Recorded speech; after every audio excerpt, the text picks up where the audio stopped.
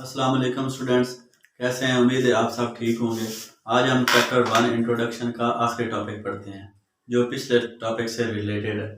वो है protection and conservation of environment.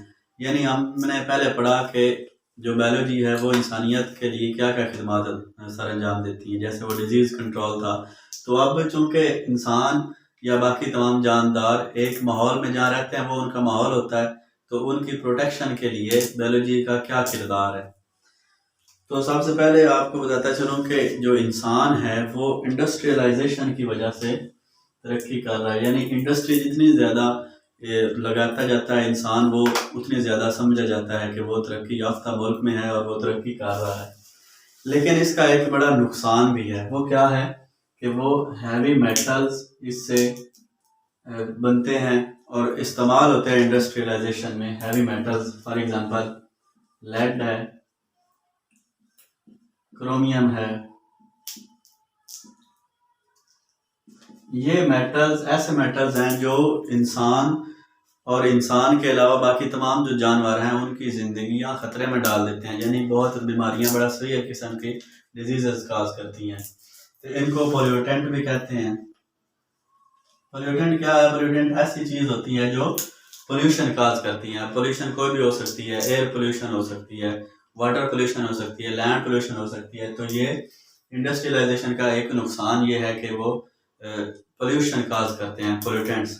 और ये ऐसे है जो कार्सिनोजेंस भी होते हैं, यानी कैंसर काज करते हैं, जो सबसे बड़ी बीमारी समझ जाती है। तो ये इंडस्ट्रियलाइजेशन की वजह से ये एक नुकसान हो रहा है। जो पोल्यूटेंट और कार्सिनोजेंस का इस्तेमाल होता है तो वो इंसान और बाकी तमाम जानदारों में बीमारियां पैदा करती हैं। तो इसका हल जो है बायोलॉजी में वो क्या है कि इंसान को चाहिए कि वो लेड फ्री ऑयल इस्तेमाल करे। ऑयल या पेट्रोल, यानी पेट्रोल कहाँ इस्तेमाल होता है आपको पता है, अभी पाकिस्तान में बहुत किल्लत भी है इसकी। तो पेट्रोल ऑटोमोबाइल्स में इस्तेमाल होता है। तो हम ये कह सकते हैं कि ऑटोमोबाइल जो गाड़ियां हैं हमारी, उनमें लेड फ्री ऐसा पेट्रोल, ऐसा फ्यूल इस्तेमाल किया जाए जो लेड फ्री हो, यानी उसमें लेड ना हो। तो थोड़ा महंगा हो सकता है, उसकी परवाह नहीं करनी चाहिए, हमें अपनी सेहत का ख्याल रखना चाहिए। इसके अलावा हम इंडस्ट्रियलाइजेशन को कम करें, अपने माहौल पे ज़्यादा तवज्जो दें। तो इसको कंट्रोल क्या है बायोलॉजी में? वो सबसे पहले है बायो रेमेडिएशन। अब मजबूरी होती है, हम नहीं कर सकते, ये इंडस्ट्री कम नहीं कर सकते, डिमांड इस तरह होती है मुल्क की। तो फिर क्या तरीका का हल क्या निकाला जाए उसका कि उसको कंट्रोल किया जाए, कम से कम पोल्यूशन काज की जाए। तो सबसे पहला जो तरीका ये अपनाया गया है वो बायो रेमेडिएशन है। बायो रेमेडिएशन में क्या है?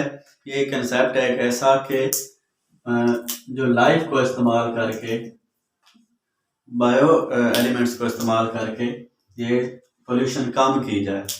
फॉर एग्जांपल बैक्टीरिया हम इस्तेमाल करते हैं। अब बैक्टीरिया का लफ्ज़ सुनते ही आपके माइंड में ये बीमारी का एक कंसेप्ट आता है, लेकिन ऐसा बिल्कुल भी नहीं है कि तमाम बैक्टीरिया जो है वो बीमारियां पैदा करते हैं।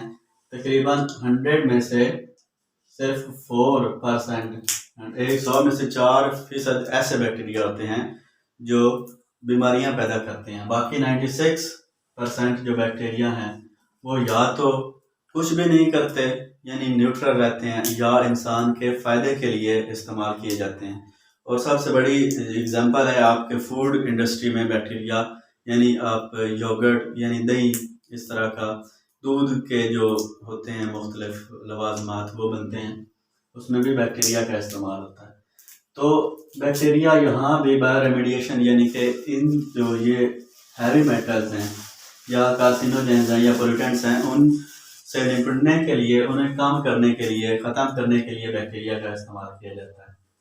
इसके बाद एक और टेक्निक है जिसको बायो एब्जॉर्प्शन कहते हैं। यानी ऐसे हम लाइफ, ऐसे जानदार इस्तेमाल करें पोल्यूशन को ख़त्म करने के लिए जो एब्जॉर्ब कर ले, यानी अपने अंदर जज़ब कर ले वो पोल्यूटेंट्स, पोल्यूशन पैदा करने वाले जो एलिमेंट्स है उनको अपने अंदर जज़ब कर रहे।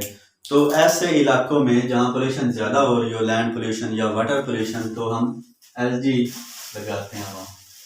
एलजी एक ऐसा जानदार है जो पोल्यूशन को कम करने के लिए इस्तेमाल होता है और वो जो पोल्यूटेंट्स हैं उनको अपने अंदर जज़ब कर लेता है। इससे काफ़ी हद तक हमें पोल्यूशन से छुटकारा मिल जाता है। तो यहाँ तक आपको उम्मीद समझ आ गई होगी, लेकिन एक और बात पे आपको तवज्जो चाहता हूँ कि कुछ स्पीशीज़ जो हैं इंडेंजर्ड हो चुकी हैं, यानी ऐसे कंडीशन में हैं जो उनके सिर्फ कुछ जो बहुत बड़े रिस्क में हैं, यानी उनके बहुत कम इंडिविजुअल्स मौजूद हैं दुनिया में और वो ख़त्म होने के करीब हैं।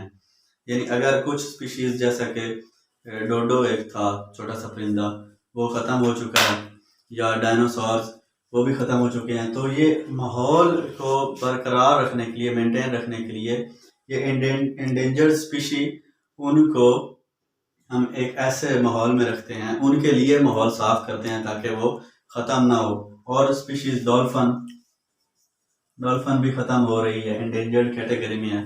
कुछ स्पीशीज़ एक्सटेंट हो चुकी हैं, यानी बिल्कुल उनका आखिरी मेंबर भी ख़त्म हो चुका है। तो इस एक्सटिंक्शन से बचाने के लिए हमें माहौल को साफ रखना पड़ेगा। ये वाले तमाम बायो रेमिडिएशन, बायो एब्जॉर्प्शन, ये काम करने के ये सब काम करेंगे हम। तो अभी आपने अभी जो 2020 था, 2021, 2019, ये पिछले जो 2.5 साल हैं, एक मुसीबत आई थी दुनिया में, कोरोना वायरस जिसको हम कहते हैं। तो इस वजह से फैक्ट्रीज भी बंद होगी, ऑटोमोबाइल जो हैं गाड़ियाँ वो भी चलना बंद होगी काफ़ी टाइम के लिए। तो ये हमने देखा कि उसने इंसानियत को बड़ा नुकसान पहुंचाया कोरोना वायरस ने, लेकिन उसने इन्वायरमेंट को साफ कर दिया। इनडायरेक्टली उसकी वजह से इन्वायरमेंट साफ हो गया। कैसे कि जो ये इंडस्ट्री कम हो गई, ऑटोमोबाइल कम होगी, इससे लैंड पोल्यूशन कम होगी, वाटर पोल्यूशन कम होगी, फिजाई आलूदगी कम होगी। तो नए सिरे से बहुत ज़्यादा जो ग्रीनरी है वो दुनिया में पैदा होना शुरू हो गई। तो ऐसा ना हो कि कुदरत को फिर अपने नेचर बचाने के लिए फिर कोई इस तरह का वायरस पैदा करना पड़े। तो इंसान को खुद ही चाहिए कि वो माहौल को साफ रखे। तो बच्चों, यहाँ पे हमारा जो पहला है चैप्टर वो ख़त्म हो रहा है। इंशाल्लाह कुछ जल्द ही मैं ऐसी वीडियो बनाऊंगा जिसमें आपको पहले चैप्टर के इम्पोर्टेंट क्वेश्चन बताया जाएगा।